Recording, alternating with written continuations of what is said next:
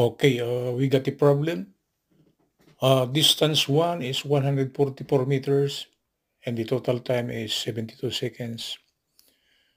If he ran at the same rate, how far can he travel in 20 minutes?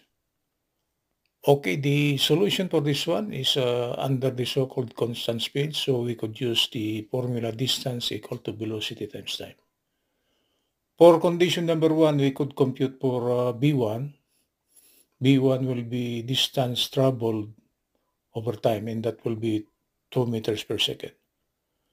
For condition number 2, if he runs for 20 minutes, uh, how far is the total distance traveled?